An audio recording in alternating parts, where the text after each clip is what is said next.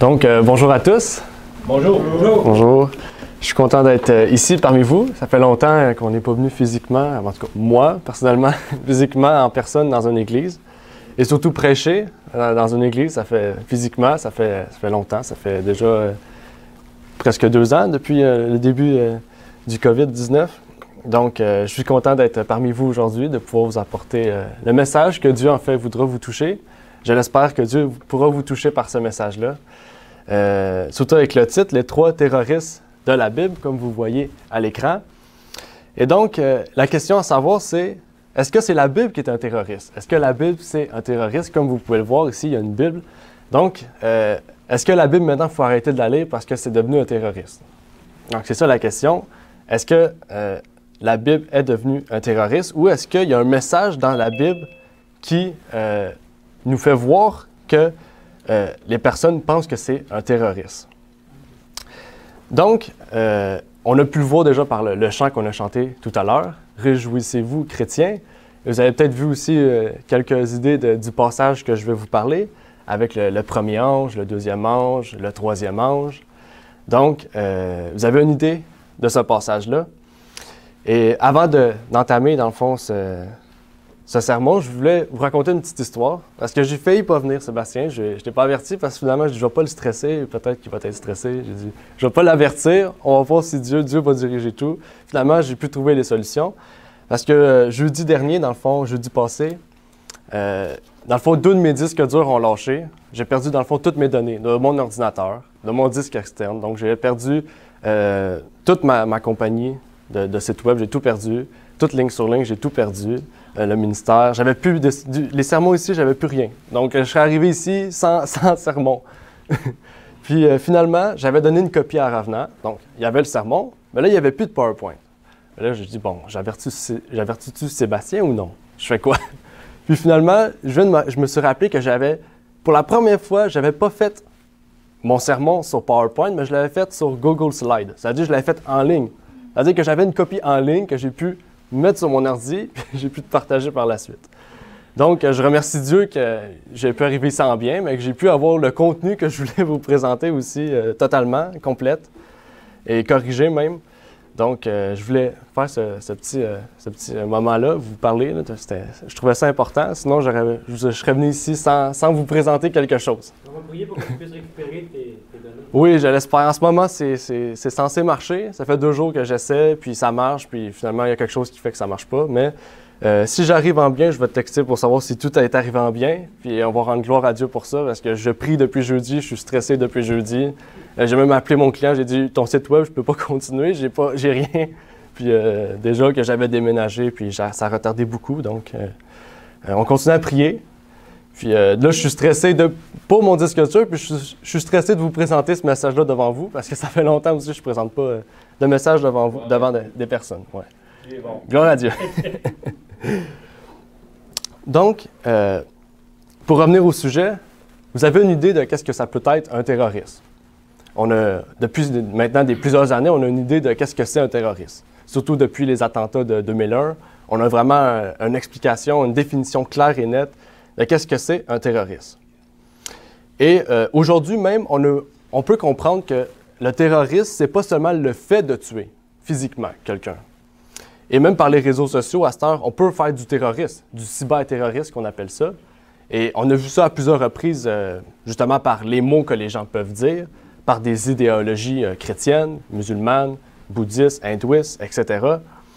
Et depuis maintenant quelques années, on connaît le terme justement cyberterroriste. En fait, on le connaît assez bien. Et même, on pourrait dire les jeunes, on a souvent des expressions anglaises pour exprimer un mot, on pourrait dire clair et net. Et on appelle ça le discours de haine. Peut-être que vous connaissez le discours de haine, qu'on appelle en anglais le hate speech, justement. Et ce discours de haine-là, est-ce que vraiment ça nous touche en tant que chrétiens? Parce que nous, on pense discours de haine. On peut penser un discours de haine envers une religion, envers un groupe de personnes, envers un sexe même, masculin ou féminin, envers peu importe, en fait, l'idée. Dans le fond, c'est un discours envers quelqu'un qui est haineux, en fait. Puis Dieu nous dit qu'on ne doit pas faire un discours de haine, justement. On ne doit pas avoir de haine envers une personne, envers un groupe de personnes. On doit dire la vérité, effectivement, mais il y a une façon de dire la vérité sans que ça soit un message haineux.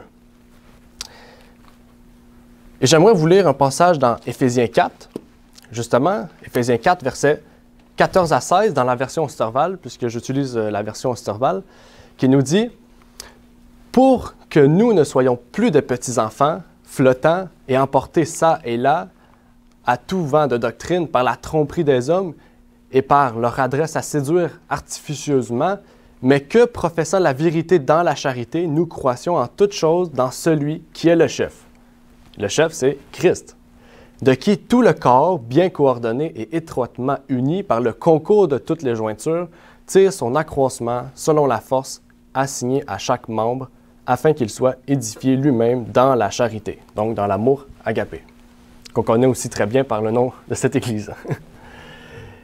Et donc, avant d'aller en profondeur dans cette idée qu'on a pu lire dans Galates, justement, à savoir, est-ce que mon message, le message que je vais dire ou le message que chacun d'entre vous va dire, est-ce que ça rend les autres ennemis de nous? Est-ce que cette vérité nous rend ennemis des autres, en fait? Comme Paul a pu le dire, justement, dans son épître aux Galates. Donc, j'aimerais faire une courte prière pour entamer ce sermon.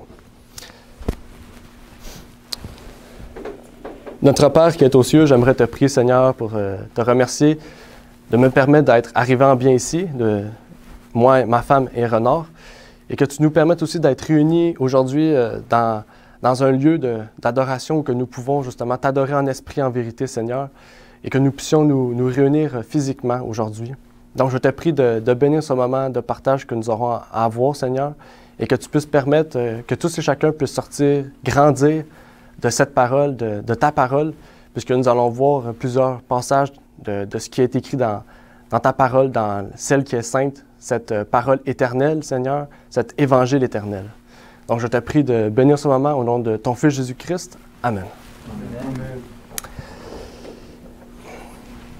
Et dans Éphésiens, on a vu que Paul nous dit que la vérité doit être prêchée avec amour. Donc, l'amour, c'est l'inverse de la haine, en fait. Qu'est-ce qu'on vient de voir? Le discours de haine. Donc, j'aimerais lire aussi un texte de Sir White qui nous exprime aussi dans le même sens, en fait, de ce que la Bible nous dit. Et elle nous dit, « Il m'a été montré que vous aviez certains défauts que vous devez sentir l'importance de corriger pour pouvoir jouir de la bénédiction de Dieu. Beaucoup de vos épreuves ont été provoquées par votre liberté d'expression.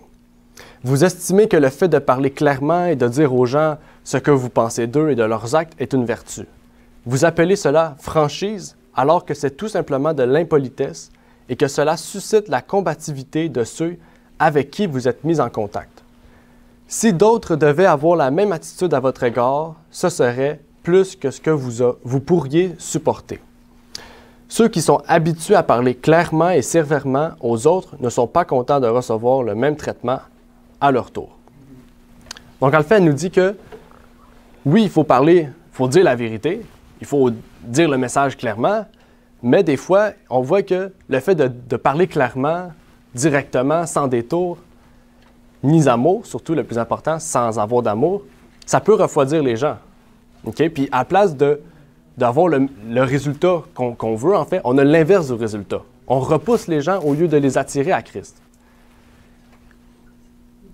Puis, on a même des fois des personnes, même si on prêche la vérité, avec l'amour de Christ, en fait, ça peut provoquer des tensions. Ça peut provoquer des ennemis, comme on a vu tantôt. Est-ce que vous êtes devenus ennemis parce que je vous ai dit la vérité? Et donc, Galates 4, verset 16, qui nous dit « Suis-je donc devenu votre ennemi en vous disant la vérité? » Donc, des fois, même en prêchant la vérité, avec l'amour, avec la charité, on peut avoir des ennemis. Est-ce que vraiment on a créé des ennemis? Non, c'est juste seulement que ces gens-là ont refusé le message de vérité qu'on veut leur apporter, en fait. Et on peut voir ça aujourd'hui dans notre monde. On voit vraiment deux groupes de personnes, des idéologies différentes. Et des fois, en disant la vérité à une personne, vraiment avec des faits, même avec des faits scientifiques, des faits bibliques, peu importe le sujet, en fait, les gens ne veulent rien savoir. Mais est-ce que vraiment c'est notre faute ou c'est de leur faute? Est-ce que c'est les deux côtés? Là, c'est à voir selon les les situations, mais on voit vraiment que il y a en fait beaucoup de cas que, même en disant la vérité avec amour, on peut se créer des ennemis, en fait. Ben nous, en tant que personne, en tant que frères et sœurs, on ne veut pas créer d'ennemis, justement. On veut être tous des amis. Je suis ami avec vous, je pense, même si on se connaît peu, on est frères et sœurs dans la foi.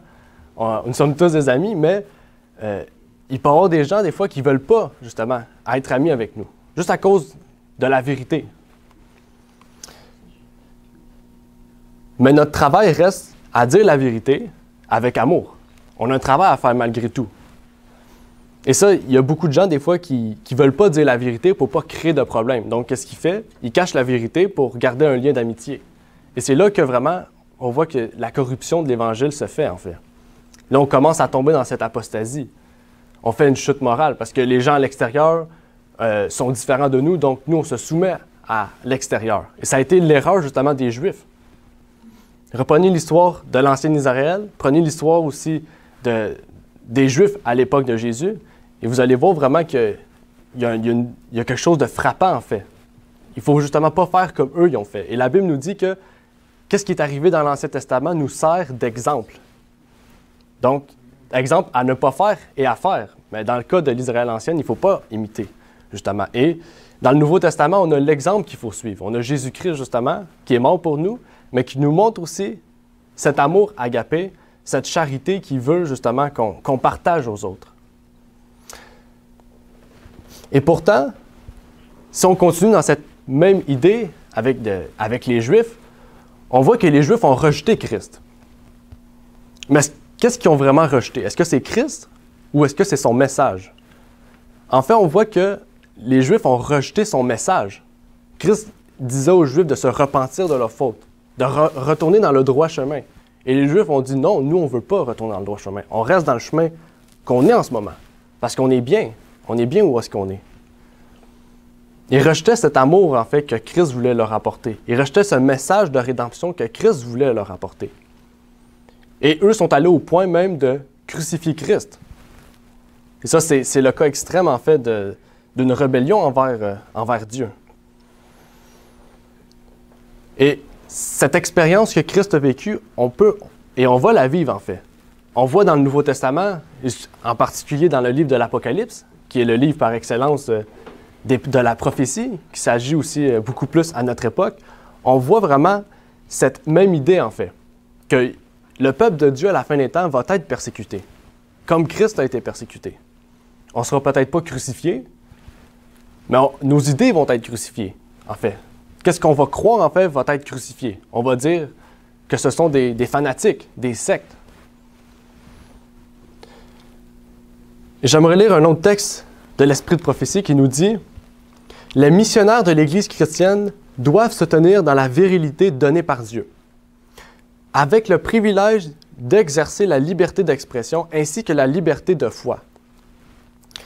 Quand ils voient qu'un collègue ne fait pas ce que doit faire un homme dans sa position, ils ne doivent pas s'harmoniser avec ses plans, ni être réduits au silence par un esprit magistral.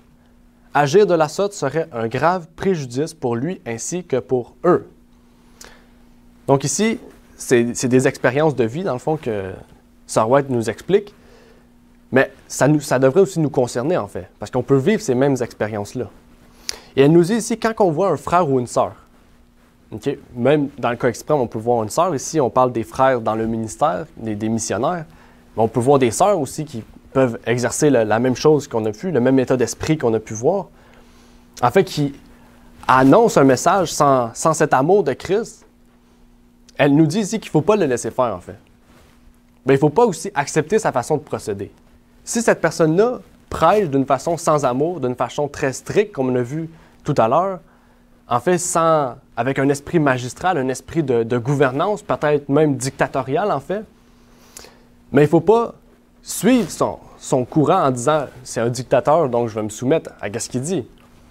Mais il ne faut pas le laisser faire, Amen. En fait. Il faut rester droit sur nos pieds. Et justement, ça me rappelle Éphésiens qui nous parle des armes, les armes du salut. Il nous parle des chaussures pour zèle. Et donc, on doit avoir ce zèle, justement, pour se tenir debout. Et ce parallèle-là d'Éphésiens nous rappelle aussi que Paul vivait au temps des Romains, et les Romains, dans leurs souliers, dans leurs chaussures de guerre, si on peut appeler ça des chaussures, peut-être des sandales, en fait, avaient des crampons pour bien se tenir sur leurs pieds, rester droit devant l'ennemi, devant la grande armée qu'il y avait devant eux.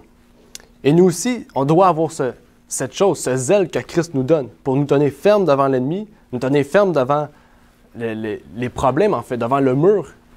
Et peut-être cet esprit dictatorial, en fait, il faudra y faire face. Mais avec l'amour de Christ. Amen.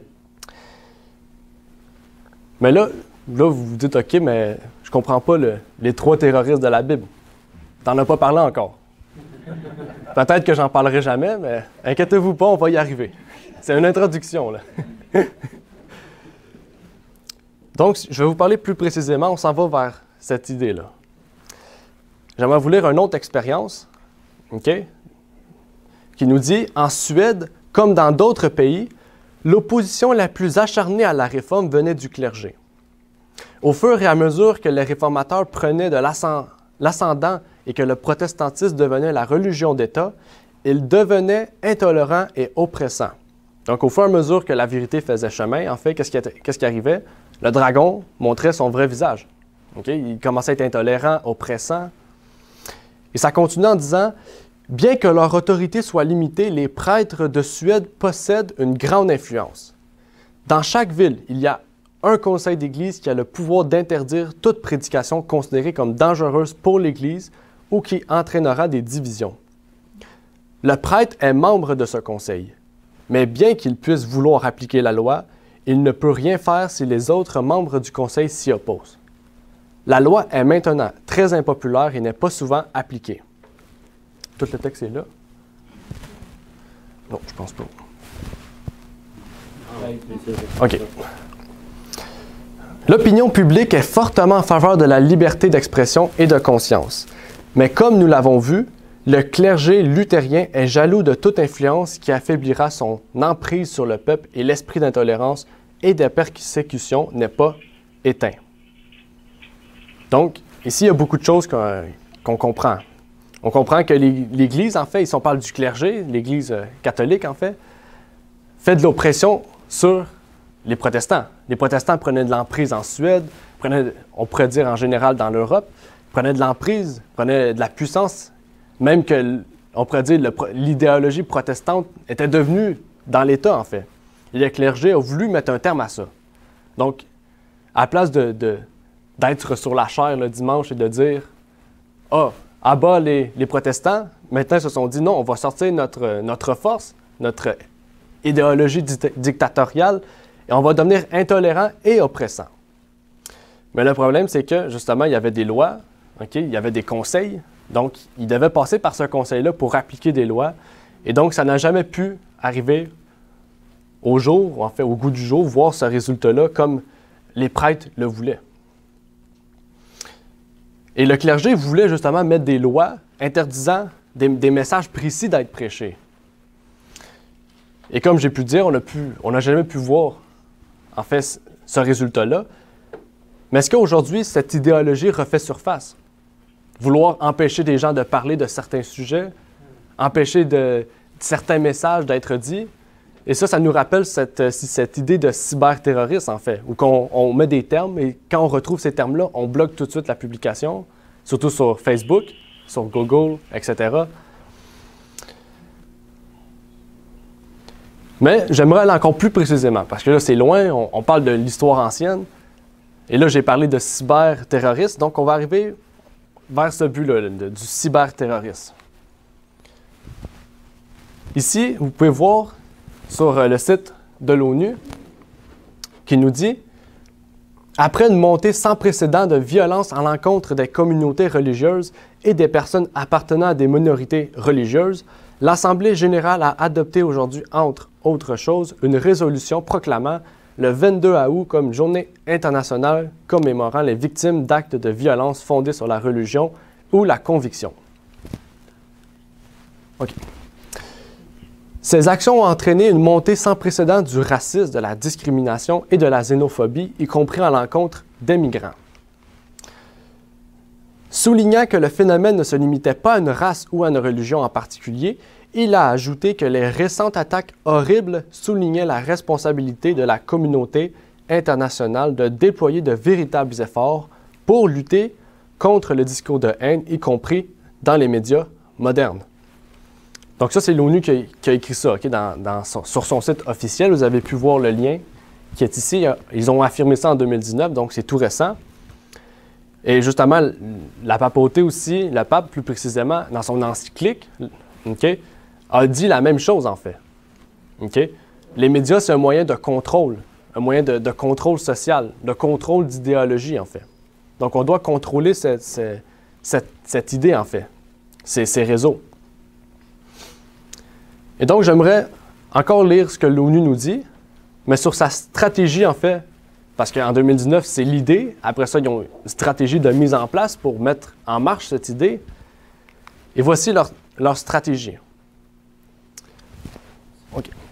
Le discours de haine est en soi une attaque contre la tolérance, l'inclusion, la diversité et l'essence même de nos normes et principes relatifs aux droits de l'homme. Plus largement, elle sape la cohésion sociale, érode les valeurs partagées et peut jeter les bases de la violence, faisant reculer la cause de la paix, de la stabilité, du développement durable et du respect des droits de l'homme pour tous. Donc ici, qu'est-ce que je veux faire ressortir? Vous avez peut-être vu, le discours de haine, c'est une attaque contre la tolérance, l'inclusion, la diversité et l'essence même des normes, okay, et des principes relatifs aux droits de l'homme. Donc rappelez-vous de ces termes-là. Parce que justement, dans Fratelli Tutti, on a pu voir cette même idée encore, là, qu'il faut laisser cette idée de tolérance. Tout le monde a le droit de faire ce qu'il veut, tolérant, la diversité c'est bien, l'inclusion c'est bien, les droits de l'homme c'est qu'est-ce qui va diriger notre monde. Et en fait, tous ceux qui sont chrétiens, ils doivent faire quoi en fait? Parce que la Bible nous dicte certains principes de base en fait. Donc, déjà, on va vers cette idée que certains principes de la Bible vont être rejetés, vont être bloqués, vont être mis de côté, et pas seulement sur les médias, mais aussi dans les églises. Parce que les pasteurs, les dirigeants d'église doivent aussi faire un choix. Est-ce que je rentre dans cette façon de penser, cette idéologie? Est-ce que je rentre vers ce que ce nouvel ordre mondial veut, ou je rentre dans ce que le Dieu veut pour moi? Je rentre dans ce que Christ m'a dit de prêcher avec amour? Et ça nous rappelle encore ce que Paul nous avait dit. Est-ce que maintenant, parce que je vous ai dit la vérité, je suis devenu votre ennemi?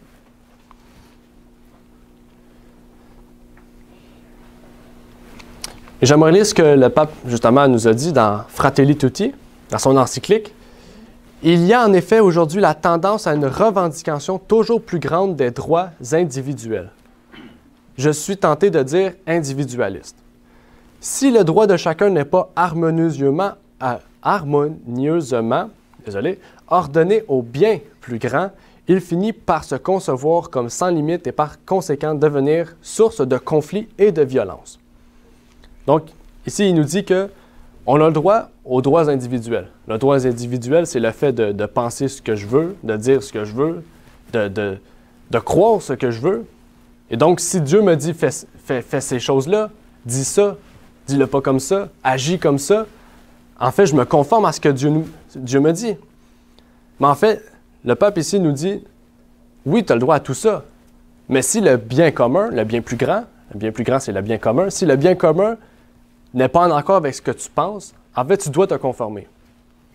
Et donc là, je ne vous ai pas mis tous les autres textes qu'il a dit, mais si vous continuez, vous allez voir vraiment que, en fait, cette idée-là va vous amener vers soit on va vous tasser de la société, vous mettre de côté de la société, ou vous allez suivre cette idée et donc vous allez être formaté. C'est un peu ça, on voit, formaté vers cette idée seule, cette ligne d'idées.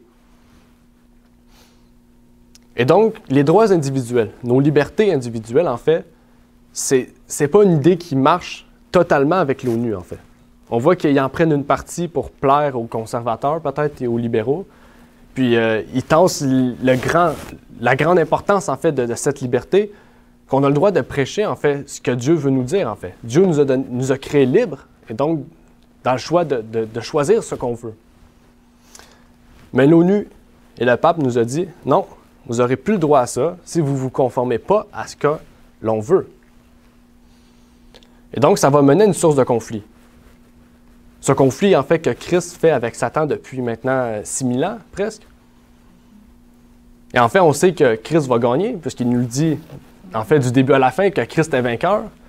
Donc, en fait, c'est un choix à vivre. Est-ce que vous voulez vivre sur terre peut-être plus triste, plus pauvre, mais avoir la vie éternelle, ou vivre plus riche, mieux, dans un monde de confusion, puisque nous vivons dans Babylone, dans un monde qui va s'en aller vers Sodome et Gomorrhe, mais sans avoir la vie éternelle. Donc, c'est un choix qu'on a. C'est un choix. Donc, pensez-y, vous pouvez faire votre choix. Je ne vais pas vous dire de marquer sur un papier votre choix et je vais les lire en avant, là.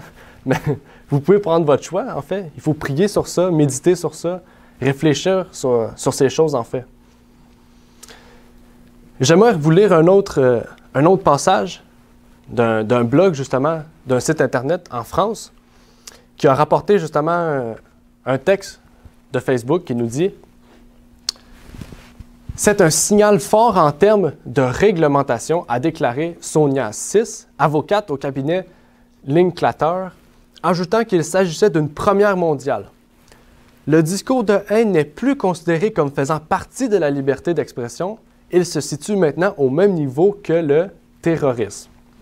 Donc là, on s'en va vers peut-être cette idée de terrorisme. Donc ici, le discours de haine. Okay? Là, pour l'instant, on ne voit peut-être pas le lien entre qu'est-ce que nous, on prêche puis le discours de haine. Mais on a vu déjà le lien entre le discours de haine et le terrorisme. Donc, il reste une partie du lien à faire. C'est nous. C'est quoi le rapport avec nous puis le discours de haine? Nous, on ne met pas un discours de haine, on prêche l'Évangile, on prêche justement l'amour, la Bible, justement. La Bible, on la prêche avec l'amour de Christ. La bonne nouvelle. La bonne nouvelle du salut. C'est quoi au juste le problème avec notre message? En fait, déjà, il faut comprendre que si la paix sociale est chambranlée, si la paix sociale par les réseaux ou par tout autre moyen, ou que vous interagissez avec les gens, en fait chambranlée, vous faites du discours de haine, d'une certaine mesure. Puis si vous faites du discours de haine, en fait, vous êtes terroriste. Donc, vous êtes vraiment coupable d'une grande acte, là. Vous êtes un terroriste. C'est grave, là. Donc, ça veut dire que la liberté d'expression a une limite, en fait. On ne peut plus dire ce qu'on pense, on ne peut pas dire ce que l'on veut. Et oui, il y a des façons de dire les choses. Quand on n'est pas d'accord avec quelque chose, il y a une façon de le dire. Une façon où on voit l'amour de Christ, en fait. Et Christ a dit tout ce qu'il avait à dire aux Juifs, que ce soit bon ou mauvais pour eux. Mais il l'a dit avec l'amour qu'il avait. Il l'a pas dit, en bon québécois, il l'a pas dit tout croche, puis parti comme ça, sans penser vraiment à ce qu'il disait, de la façon qu'il disait. Mais Christ disait quelque chose en pensant et en le faisant avec le plus grand amour, en fait, qu'aucun être humain pourrait le faire. Et là, ça nous met en lien aussi avec le chant qu'on a chanté plus tôt, le message des 3 anges. Parce que c'est le message, en fait, de l'époque, du moment. Et ce message englobe beaucoup de choses, en fait, beaucoup de sujets. Est-ce que ce message-là vient frapper les barrières, en fait, de la société? Est-ce que ça vient frapper les barrières du discours de haine, du terrorisme? Ça vient frapper les barrières des grandes multinationales qu'on connaît? Celles de la papauté, de l'ONU, de nos gouvernements? Est-ce que c'est un problème pour ces gens-là? En fait, ce message d'avertissement devrait pas... Est-ce que ça devrait être notre message, en fait, en tant que protestant? C'est quoi notre message en tant que protestant? C'est quoi ou juste la définition d'un protestant? La définition, OK, par le petit Robert, c'est la religion réformée qui s'est détachée du catholicisme au 15e siècle et s'est opposée au pape, l'ensemble des églises protestantes.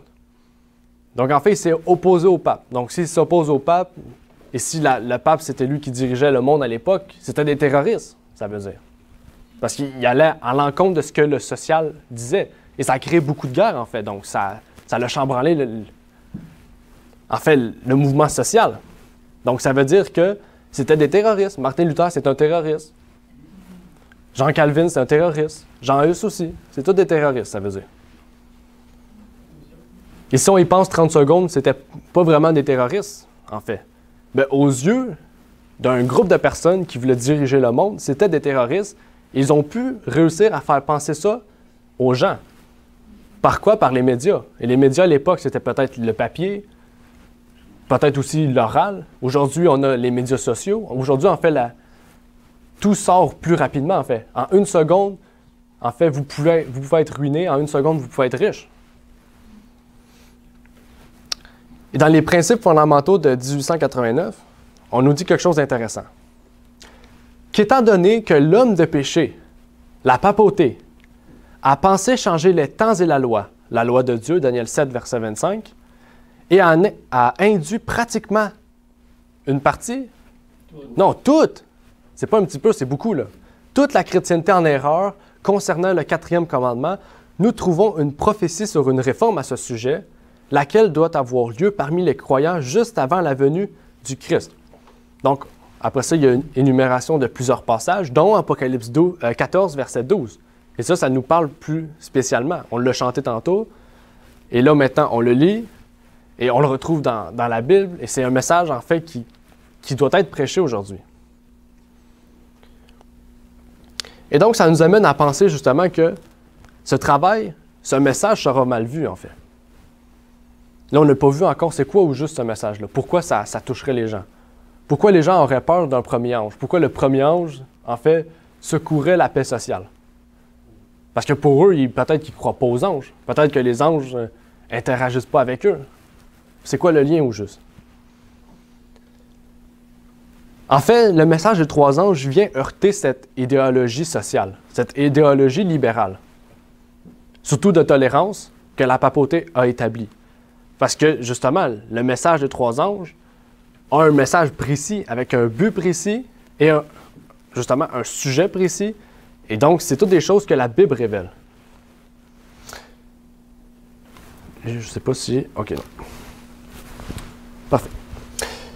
Et cette idée de tolérance, OK, que le pape, on connaît souvent, le pape a cette idée de tolérance, et que maintenant les gouvernements ont cette idée de tolérance, et les autres religions aussi ont cette idée de tolérance. On a pu voir ça récemment. Beaucoup de religions maintenant acceptent des diversités, acceptent diverses choses, en fait, qu'ils ne devraient pas accepter. S'ils se disent Église de Christ, en fait, ils doivent se conformer à ce que Christ a dit.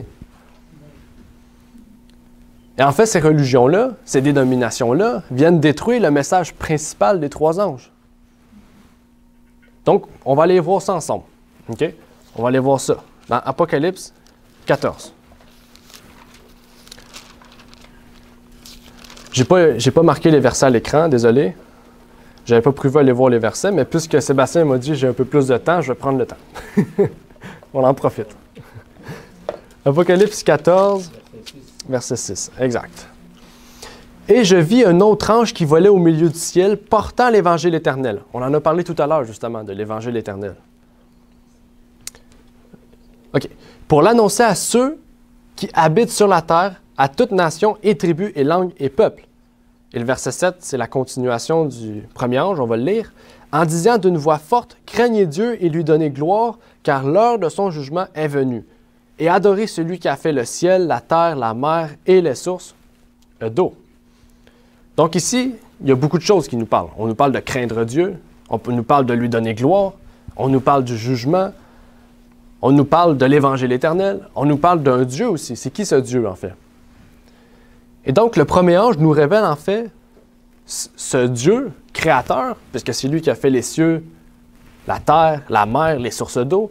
Donc, ça nous rapporte au Dieu véritable de Genèse, en fait, qui a créé tout ce qu'on retrouve ici, en fait. Donc, ça nous rapporte vraiment à ce Dieu véritable, mais ça nous rapporte par la suite au jugement. Ça nous dit, car l'heure du jugement est quoi? Est venue. Donc, on nous parle du jugement. Donc, ça nous rapporte à Daniel 8, verset 14, qui nous dit quoi? 2300 soirs et matins, et le sanctuaire sera purifié. Donc, ça nous rapporte déjà cette idée de jugement, que Dieu, en fait, va exécuter le jugement sur terre. Il doit justement commencer à choisir, à faire le jugement sur les morts, puis sur les vivants, d'après Apocalypse 11, verset 19. Et ça nous parle aussi de l'Évangile éternel. Cet Évangile, en fait, Si on parle d'évangile, on parle des évangélistes, on parle des 4 évangiles, en fait.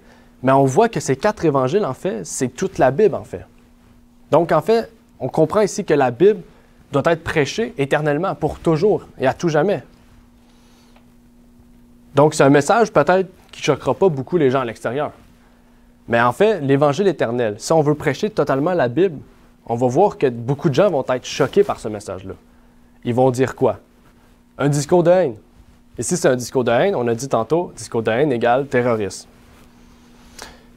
Et ça nous apporte vers ce deuxième ange qui nous dit « Et un autre ange le suivit en disant « Elle est tombée Babylone, la grande ville, parce qu'elle a abreuvé toutes les nations du vin de la fureur de son impudicité. » Donc ce deuxième ange nous dit que Babylone est tombée. Babylone, qui est dérivé du mot Babel qu'on retrouve dans Genèse et qui veut dire confusion.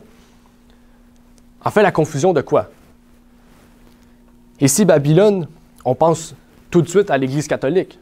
Ça, c'est un fait que les protestants ont émis depuis maintenant Martin Luther et bien avant. Mais ici, si l'Église catholique a déjà chuté, en fait, si la papauté, le système, quand je dis l'Église catholique, on parle du système derrière cette Église, en fait, et non pas des gens. En fait, Babylone, ici, se réfère à ces églises protestantes, justement, qui ont refusé le message du premier ange, qui ont refusé ce message du jugement, de retourner au vrai Dieu, de craindre Dieu, de lui donner gloire. Donc, ces choses-là, en fait, se réfèrent au fait de respecter ce que Dieu nous demande, en fait. Si on aime Dieu de tout notre cœur, de toute notre âme, en fait, on doit se conformer à ce qu'il nous dit, en fait. Et le deuxième ange nous dit que pour ceux qui ont accepté le premier ange, on doit sortir de Babylone. Donc, si on sort de Babylone, en fait, on sort de la confusion. Et si on sort de la confusion, en fait, c'est parce qu'on veut se séparer du monde, en fait. On veut se séparer du mal qui est enfoui dans Babylone.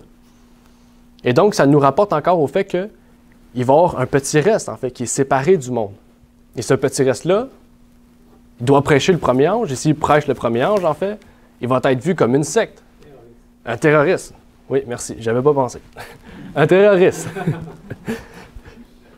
Il va être vu comme des terroristes, comme il va prêcher un message de haine.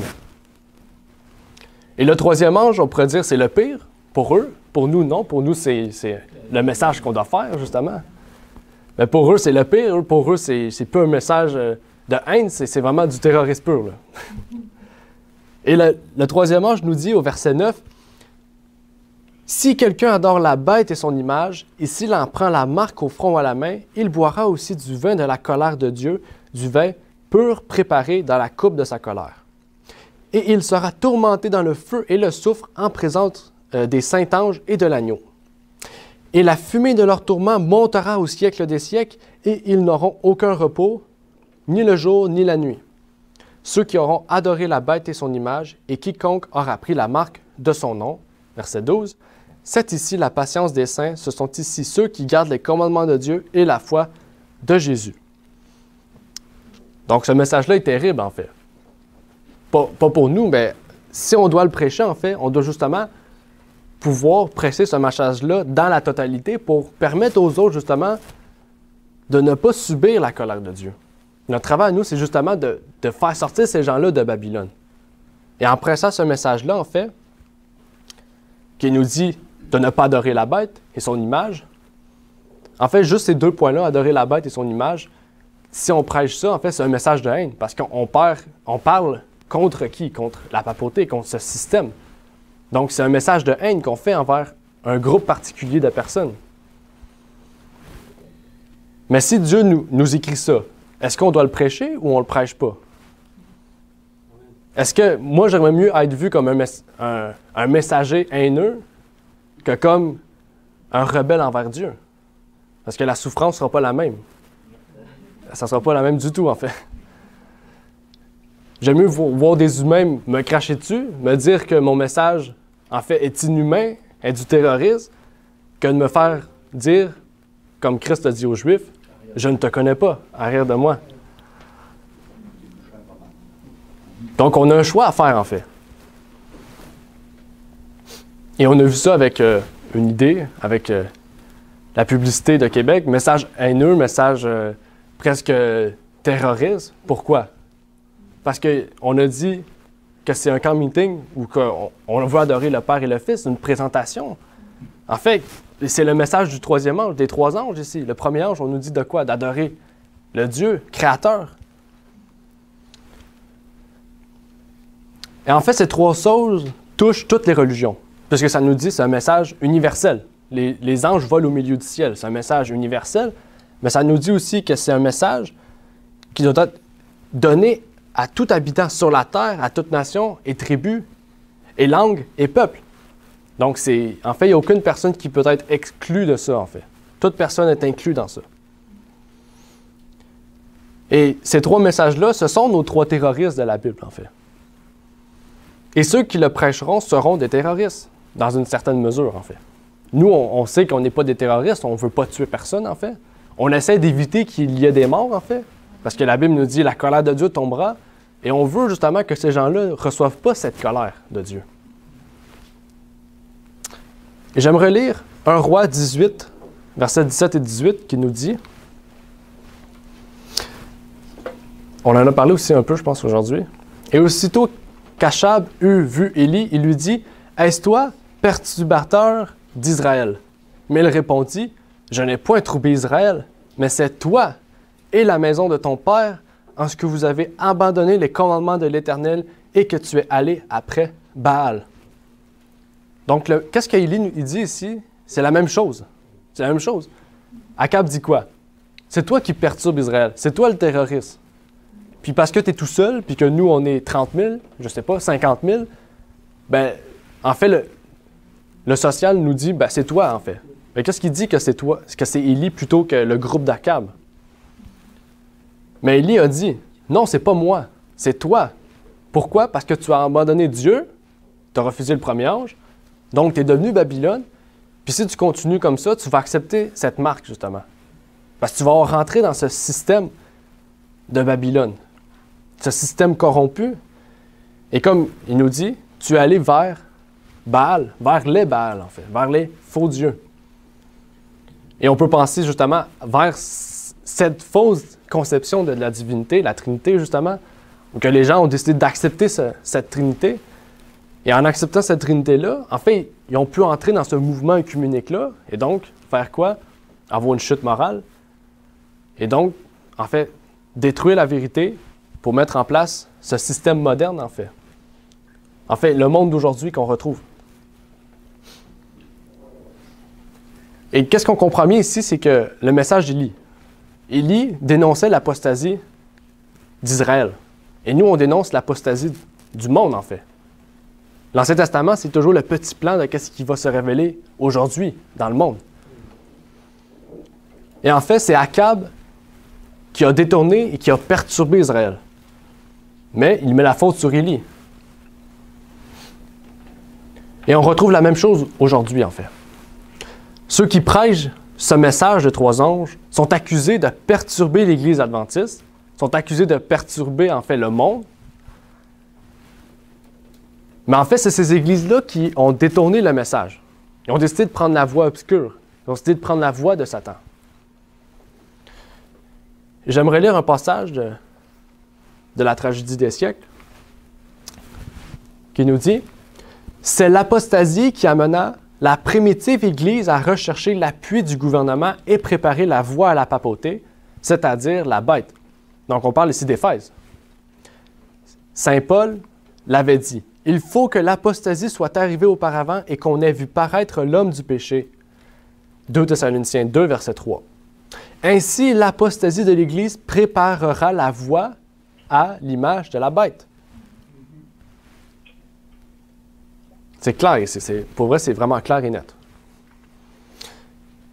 Aujourd'hui, l'Église a supprimé, justement, dans leurs croyances, dans leurs principes fondamentaux, dans le fond, dans les principes bibliques, ont supprimé ce point du Père et du Fils, mais ils ont supprimé aussi ce point de l'homme du péché, en fait. Parce que c'est un message haineux. Donc, il fallait qu'ils le suppriment pour, en fait, que toutes les personnes voient que c'est une église, c'est plus une secte maintenant. Et Ted Wilson nous dit, notre ami, je ne sais pas si c'est votre ami. On n'est pas d'amis. Ouais, pas d'ennemis, c'est ça. On est tous dans l'amour avec tout le monde. Tout cela est étroitement lié au message des trois anges, aidant les gens à savoir que Dieu est le Créateur, que nous devons nous détourner des fausses pratiques religieuses qui constituent Babylone en mélangeant la vérité et l'erreur. Et en fait, il dit quelque chose qu'il va faire 2 secondes après. Et que nous devons éviter la marque de la bête. C'est quoi la marque de la bête? Un faux culte un jour autre que le sabbat du 7e jour.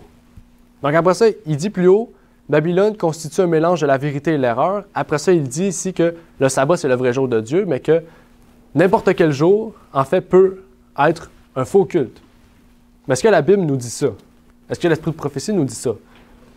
Parce qu'il n'est pas précis, un faux culte. Ça veut dire que mardi, ça peut être la marque de la bête. Vendredi, ça peut être jeudi. Si on dit vendredi, c'est les musulmans d'abord qui vont mettre la marque de la bête.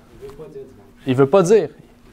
Il veut pas, puis il ne peut pas, parce que s'il le fait, bien, il message de haine, il parle contre une église, Puis Ted Wilson, c'est quelqu'un qui est haut placé, je pense, qui est dirigeant de 20 millions de personnes, à peu près. Donc, s'il fait une fausse manœuvre, ben, en fait, l'Église devient pauvre. Ben, il ne veut pas que l'Église devienne pauvre. Mais pourtant, la Bible nous dit que s'il faut prêcher la vérité et qu'on doit être pauvre, en fait, on doit être pauvre. Et en faisant ça, en fait, il laisse l'Église dans un flou. Parce que c'est dans un magazine, là, Advent World Magazine. C'est un magazine mondial de l'Église. Et là, les gens de l'Église lisent ça, puis ils font « Ah oui, Ted Wilson a dit ça? Ah ben. » On est d'accord. On est d'accord. Donc, il faut faire vraiment attention là, avec ça. Il faut se fier à ce qu'est-ce que la Bible nous dit. Et j'aimerais lire un autre texte de l'Esprit de prophétie qui nous dit « Jean fut appelé à considérer un peuple distinct de ceux qui adorent la bête ou son image en observant le premier jour de la semaine. » Donc c'est clair, premier jour de la semaine. Et dans le fond, si on a identifié la bête à la papauté, la marque de la bête, c'est son jour, c'est qu'est-ce qui va faire sa puissance. Puis qu'est-ce qui fait sa puissance, c'est le dimanche en fait. Son autorité à la bête, c'est le dimanche. L'observance de ce jour est la marque de la bête. Et Jean déclare, c'est ici la patience des saints, ce sont ici ceux qui gardent les commandements de Dieu et la foi de Jésus. Donc, Dieu nous dit, il faut dire la vérité. Et sans retrancher une partie de sa parole. Parce que sinon, on va être touché par ce qui est écrit dans l'Apocalypse, l'avertissement. Apocalypse 22 nous dit, si un seul iota est retranché, vous serez aussi retranché du livre de vie. Donc, c'est important. Le livre de vie, encore, ça revient à Apocalypse 14, verset 11, qui nous dit quoi? La colère de Dieu sera déversée. En fait, toutes ces choses-là entrent dans cette idée-là aussi de jugement, Apocalypse, verset 6 du chapitre 14. Et récemment, j'ai ajouté ça récemment puisque c'est un événement récent. En Nouvelle-Zélande, peut-être que vous l'avez vu, peut-être que non, je vais le dire quand même puisque c'est écrit. Et ça nous dit, dans un journal populaire en Nouvelle-Zélande, une maman de Lower Hutt est horrifiée. C'est pas écrit perturbée, horrifiée, c'est-à-dire que c'est grave, là.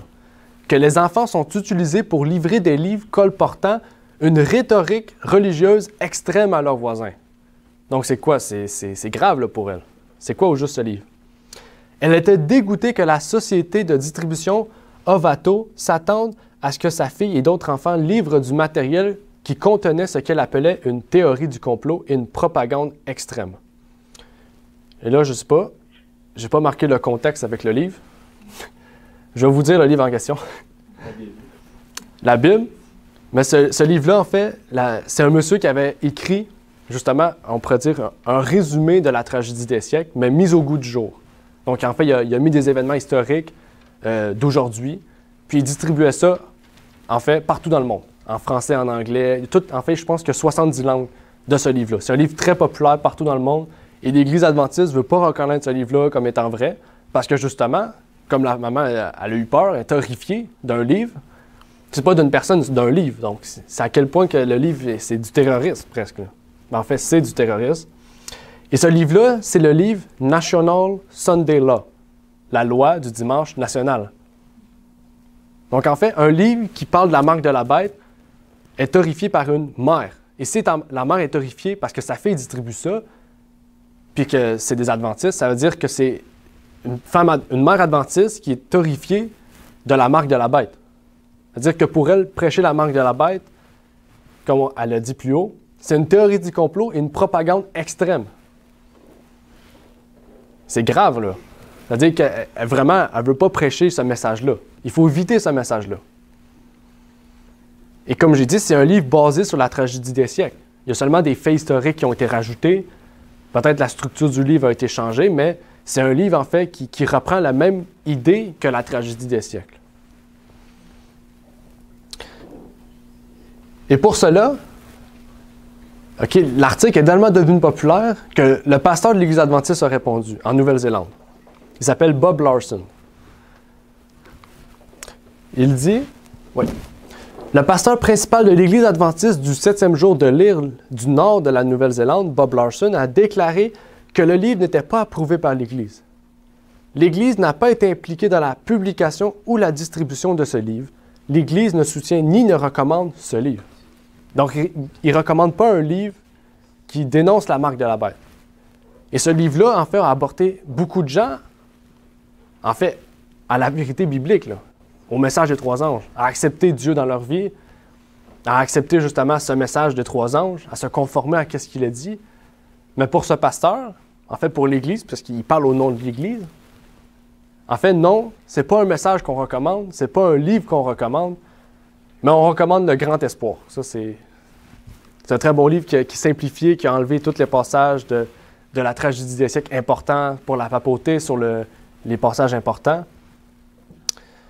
Mais pourtant, ce livre-là, et justement, plus loin dans l'article, on dit que, je pense que la femme avait dit qu'il allait brûler tous ces livres-là.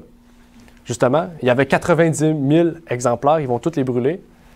Et c'est décevant pour vrai parce que le pasteur qui a écrit ce livre-là, justement, a mis son temps, son argent pour publier ces livres-là, les distribuer partout dans le monde et on doit les brûler.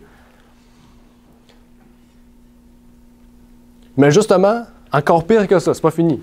L'histoire n'est pas finie, c'est juste le début. En fait, une semaine après, j'ai pas marqué l'article parce qu'il n'y a pas vraiment rien d'intéressant, mais si vous voulez aller voir sur le site, en fait, je pourrais vous donner le lien pour aller vérifier. Mais en fait, un prêtre catholique, Merv Duffy, a même dit que ce livre-là, ça c'est pour encourager toutes les personnes de la Nouvelle-Zélande, de l'Australie aussi. En fait, si vous voyez ce livre-là, il faut le jeter à la poubelle. En fait, c'est de la théorie pure, c'est du n'importe quoi, il faut le jeter aux poubelles. Parce que c'est une littérature anti-catholique. Et anti-catholique me rappelait en fait à qu'est-ce que Nell Wilson, le père de Nell Wilson, avait dit. Qu'est-ce qu'il avait dit déjà? Nous sommes la deuxième Église et la seule Église catholique. Et il a dit, nos pionniers pensaient et écrivaient de la littérature anti-catholique, mais maintenant, on n'écrit plus ça.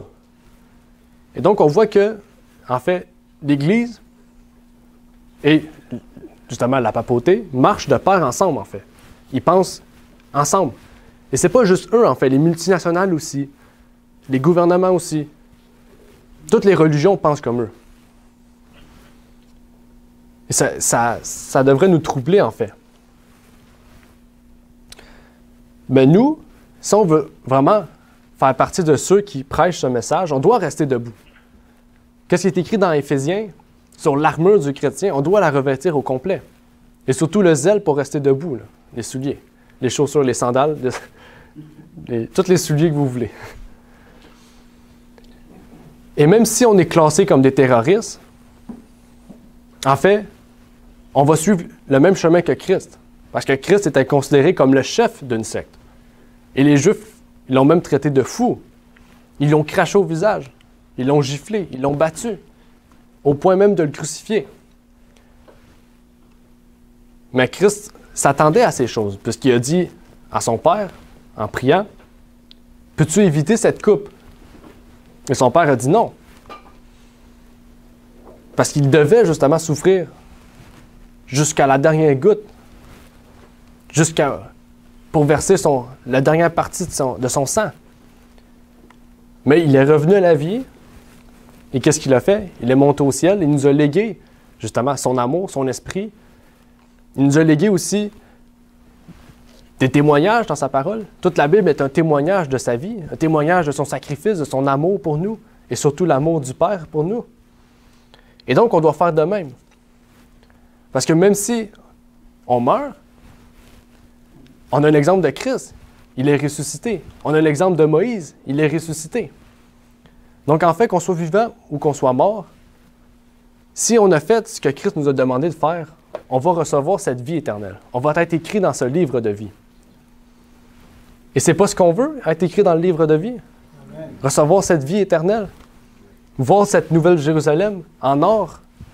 Voir ce bel arbre fruitier qu'on nous parle dans l'Apocalypse. Et avant de terminer, j'aimerais vous lire un dernier passage qui nous dit « Il y a de l'intérêt de tous de comprendre ce qu'est la marque de la bête et comment ils peuvent échapper aux redoutables menaces de Dieu. Pourquoi les hommes ne sont-ils pas intéressés à savoir ce qui constitue la marque de la bête et son image? Elle est en contraste direct avec la marque de la bête. » La marque de Dieu. Désolé. Et en fait, on voit que c'est un message que tout le monde doit connaître. C'est le message de la fin. Et on doit faire comme Paul. C'est quoi la question de Paul? Est-ce que vous êtes devenus mes ennemis parce que je vous ai prêché la vérité? Et en fait, j'aimerais terminer sur ça, justement. On doit se poser cette question-là. On ne veut pas d'ennemis, mais est-ce que la vérité va créer des ennemis, va nous créer des ennemis, des problèmes? Sûrement, oui. Mais est-ce qu'on doit céder à ce travail qu'on doit faire? Ou on doit s'attacher à cette parole? Exact. Parce que la parole nous dit quoi faire, mais elle nous dit aussi qu'il y a une solution. Apocalypse 14, verset 13 nous dit quoi? « Heureux dès à présent les morts qui meurent dans le Seigneur. » Heureux. Et si on se rappelle, heureux, c'est une promesse. Heureux ceux qui meurent dès à présent. Heureux aussi ceux qui vivront jusqu'à la fin pour voir Jésus-Christ. Mais heureux aussi à ceux qui meurent. Pourquoi? Parce qu'ils auront justement passé à travers ce message-là. Ils auront fait le travail qui leur a été demandé. Ils auront été des terroristes, mais pour la cause de Dieu. Donc, je vous dis que Dieu vous bénisse et Amen. Amen.